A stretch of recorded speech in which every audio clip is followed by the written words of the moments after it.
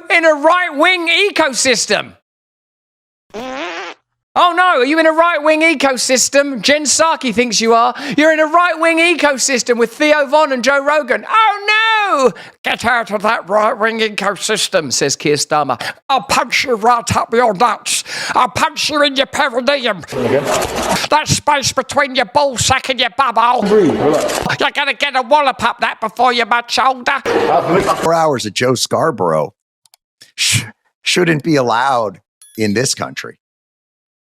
and then like Rachel Maddow, like it's schizophrenic at times. Like, yeah, I do think there should be some semblance of an idea that, look, they're kicking progressive ass right now. And if progressives don't organize their media, their think tanks and all that, it's going to continue to happen. It's chaos. Well, I will say, broadly speaking, what I'm not going to say Democrats, I'm going to say people on the left do not do that the right does very well is support within the system each other. I'm serious. Like, and what I mean by this is this, right? Yeah. Theo Von appears on Joe Rogan's show, right? He promotes what Joe Rogan's doing. But they all promote all of the things each other are doing and what the elected officials, I guess, are doing too.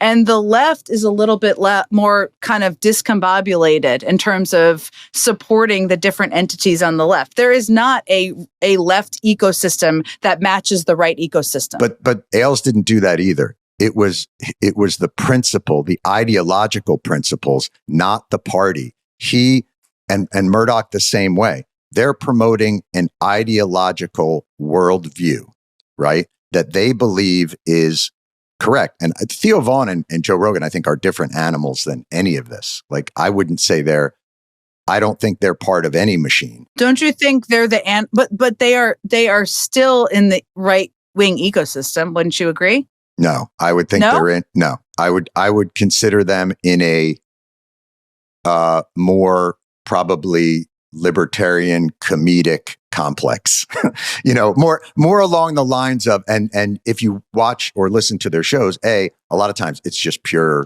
like goofing off. Has nothing to do with politics, and oftentimes, but almost entirely. But they are supportive of the Trump enterprise, is what I mean. So maybe I'm loosely putting them in that category.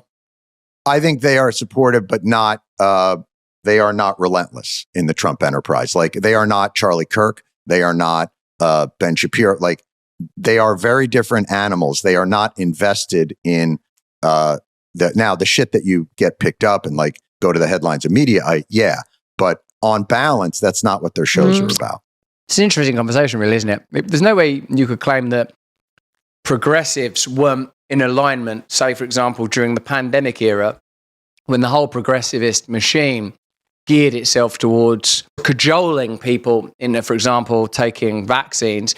And it was in that kind of period where we recognized there was a need for independent media. That's, in a sense, I would say, where Joe Rogan changed from successful podcaster into media leader of a movement, because he was one of the only people that was going, I'm about taking these vaccines, how about you try a bit of ivermectin? And that became they politicized that. The progressivist establishment politicized that. That could have just been a lifestyle choice. You could have just seen that as wellness. He could have just been wellness. You made him political by sort of putting him yellow on, changing the thing yellow. And then and it wasn't just news media. SNL, look at SNL. Like, you can see that very good comic, Pete Davidson, dressing up as Joe Rogan, painting himself yellow. They politicized it. Now, what Theo Von are and Joe Rogan are, if you ask me, is just not captured. They're just not captured. That's what I feel like Jon Stewart was kind of articulating. Yeah, Charlie Kirk is essentially an activist. He believes very deeply in the MAGA movement. So does like Dan Bongino and Ben Shapiro. And they're allowed to do that, by the way. People are allowed to do that. People are allowed to have that perspective. And then there are people that are just interested in having conversations and, as he said, goofing off, but affording a kind of space where you're not terrified to say, oh, I don't agree with, who's that dude, Stephen Colbert, that Bobby Kennedy's a joke and an idiot, or that everyone that takes hasn't taken a vaccine is anti-American. People, they went too far, man. They created that space.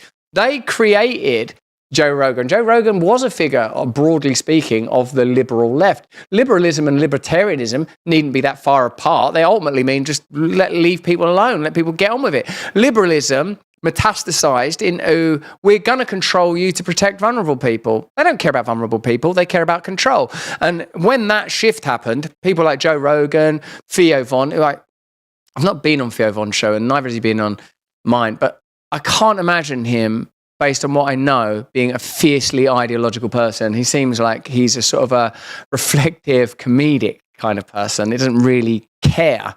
I mean, I don't know about care. I don't want to make, well, what do I know? But he's not Charlie Kirk, as John Stewart rightly pointed out. What Jen Psaki is actually saying, without saying it, is anyone who's popular in entertainment, they should fully back everything the government was telling them to do under the Democrats. That's what she means. And because you can't say that, because that's a really unliberal and unprogressive thing to say. And when you unpack that word progressivism, by the way, where you kind of wind up is this.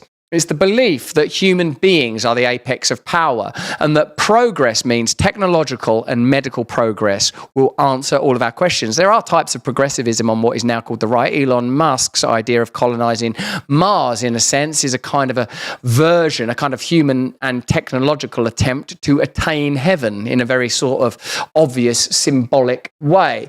But progressivism is the belief that we ourselves are in control of our destiny, as opposed to we are the God-appointed stewards of the planet, and it is our job to look after and love nature after we love God and love one another.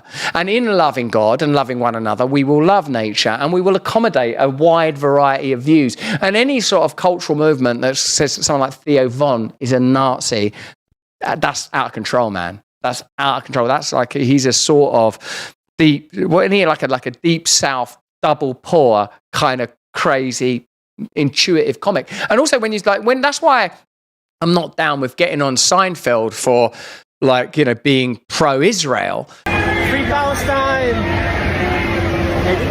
I don't care about Palestine. Because Seinfeld's a comedian. That's what Seinfeld is.